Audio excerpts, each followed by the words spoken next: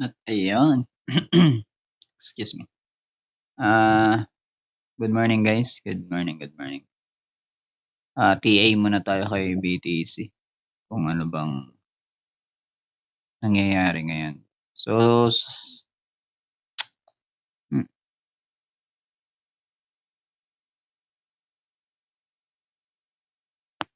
multi-month trendline support natin binasag. Update lang tayo. Trendline support binasag. So, ah ito kokosto ng ano, temporary support, temporary retracement. So, tignan ko yung levels nito.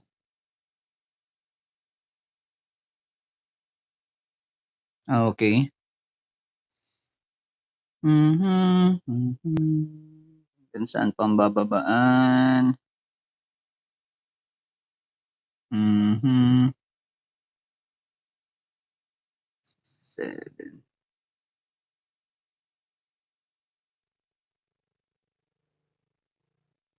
Worst case worst.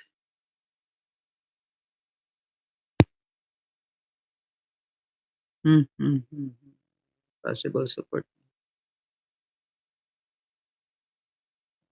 Okay.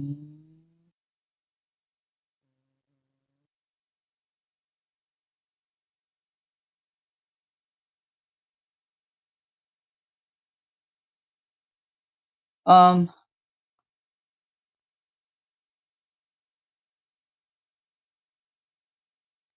Tingin muna tayo sa ano, 1 week. Tingnan ko yung 1 week. Zoom out muna tayo sa macro lens. Tignan muna natin yung macro lens. So, very obvious guys. Nasa bullish structure pa rin tayo. So, hindi pa rin nahi-hit ang wave 3. Ang tingin ko dito, yun nga, temporary retracement lang ang nangyayari at this moment. So, antay-antay lang tayo para sa next leg up. Possible wave 3, ayan, 136K. So, wag lang niya babasagin yung or babalikan itong wave 1 ng baka ma-invalidate yung ating macro Elliott. So, ayun, pag gano'n nangyari, ang pinaka-wave 1 natin na sa macro lens is itong 125K, yung pinaka-higher high niya natin. Yun na magiging 126 na nga rito. Yan ang magiging ano natin, pinaka-higher point ni BTC as a wave 1. So, para ma-validate yun, kung yan ang mangyayari, kailangan niyang basagin itong wave 1 natin, itong previous wave 1, bago magkaroon ng panibago. At tumungtong yan dito sa point 618. Yung dalawang 618 or either 0.382 at saka yung 0.12 level ni Lazy Pib. Double check ko nga.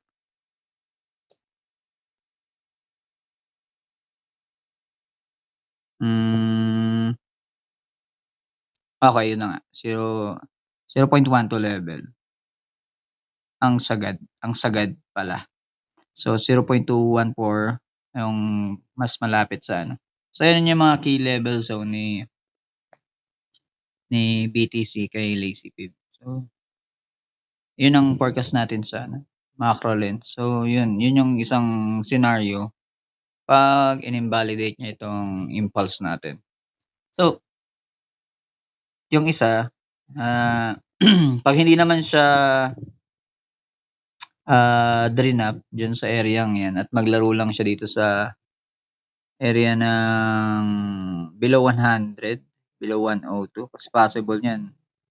Ang pinakasagad niya na pupuntahan is eto, bago mag-leg up papuntang 136. So, hintayin natin 'yan. Tingin ako ng ano, tingin ako sa daily bias kung saan level kasi may nilagay nga ako dito na may mineasure na ako dito. Huwag kayong malito guys, Ganito, iniiwan ko lang 'yan ako para ma-track ko kung saan ako na huling nag-chart. Binasag na yung previous support, materialize. So,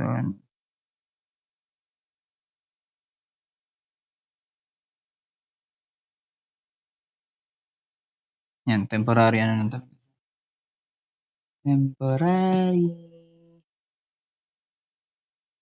Temporary breakdown. Yan ko sa aking MACD.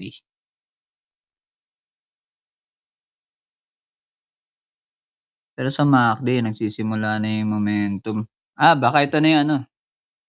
Oh, itong bottom na nangyayari ngayon, ito na yung possible bottom niya para mag-leg up pataas. At basagin niya yung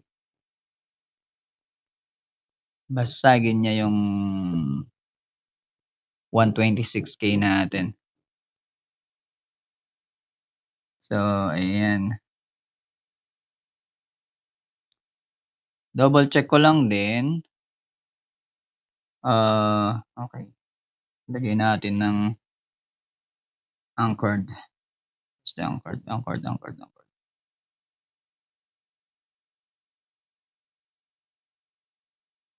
Okay. Tignan natin yung POC niya. Kung saan ba siya nito hahatakin. Okay. Ayan, hahatakan nga ito sa itaas. Dito sa area na to. Yan. Kailangan niya i-break tong 115. At itong nasa yan. Itong area value niya. Saan yung area value natin? Ayun. Taas. Itong area na to.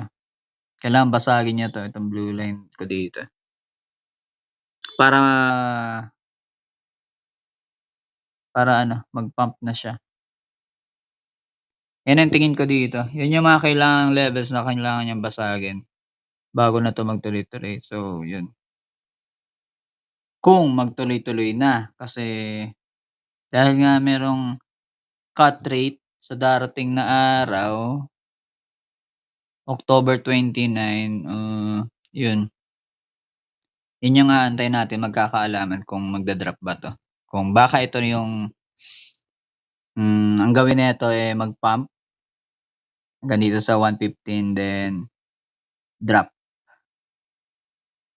up to dito sa aking key levels ng AC Fib. Up to nasaan ba yun?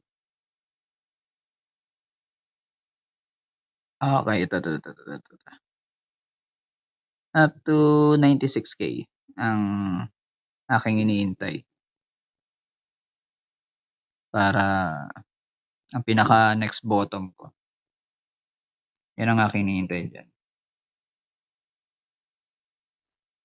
Yung next bottom niya bago siya magtuloy-tuloy pataas. May nagsasabi kasi sa YouTube, merong nagki-claim yun yung merong isang Elliotician na nagki-claim na tapos na daw ang bull market.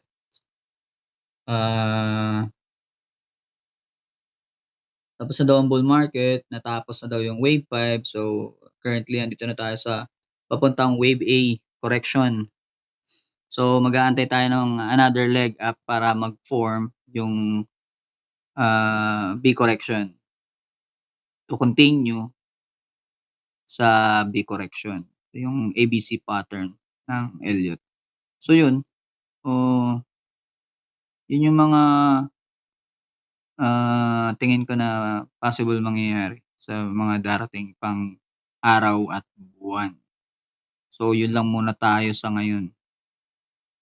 'Wag muna kayong mag-buy or mag-sell. Antayin natin 'tong ano, itong 115K levels para sa akin. Kung gusto mo mag-short puwede 'yan.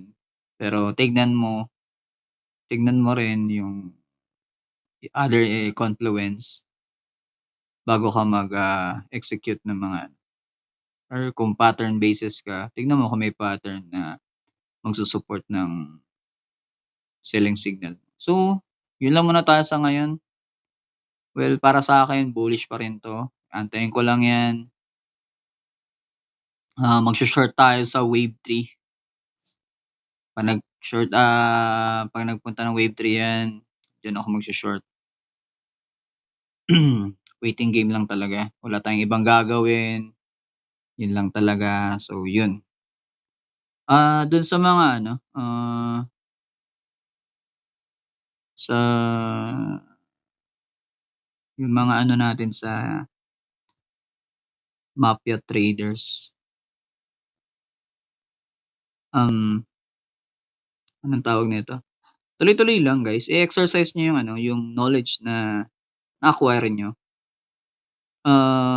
Hindi kasi kayo masasanay or hindi masasanay yung mata niyo. Puwede kasing 'pag tuloy-tuloy kayong nagcha-chart or naghahanap ng Elliott sa iba-ibang asset or coins, madali na lang sa inyo ma-identify talaga, promise. Sobrang dali lang talaga nito once na sanayin niyo yung mata niyo. Kahit walang lazy pib makikita niyo yung mga direction. Kasi alam niyo naman na yung rules ng ano, ng rules ng ano, Elliott. So, exercise niyo lang yung charting. Meron na tayong ano, ah, meron tayong room para dun sa TA. Dun nilalapag yung, TA bias. Itong video na 'to, dun ko 'to ilalapag para makita niyo yung TA bias ko. Depende sa inyo kung weekly or, daily, bahala kayo. Basta meron kayong ano, daily bias. Dun niyo exercise yung mga ano niyo, yung mga technical analysis niyo dun sa mga tini-trade niyo. Basta alam niyo na yung mga levels, huwag kayong mag-hesitate mag-execute. Tuloy-tuloy lang, huwag ka matakot or ano, it's a part of game kung may mangyari man ano, at least may matututunan ka. Hindi ko sinasabing may mangyayari sa'yong worst, pero may experience mo rin 'yan. Then along the way matututunan mo yung mga possible, ah, losses mo or mga pagkakamali mo na puwede nating itama. Pero puwede namang 'wag na mangyari 'yun kasi 'di ko lang alam kung ewan nasa tao pa rin talaga kasi na ano, na kayang i-handle yung mga gano'ng bagay. So, ayun, kung gusto niyong 'wag na maranasan 'yun, makinig lang kayo, aralin niyong maigi, sumunod lang sa mga instructions para maiwasan yung mga gano'ng bagay. Puwede namang ano, mapadali na yung buhay niyo basta 'wag lang pasaway. Ayun lang, 'wag lang pasaway, TA lang kayo ng TA. Puwede kayong magtanong kahit anong oras basta pagka-ano, masasagot naman kayo kaagad. So, ayun, good luck, guys sa ano, sa trading journey niyo, lalo na dito sa bago niyong approach kay Elliott Wave with Lazy Pip. So, yun lang, happy weekend guys. Stay safe, keep charting.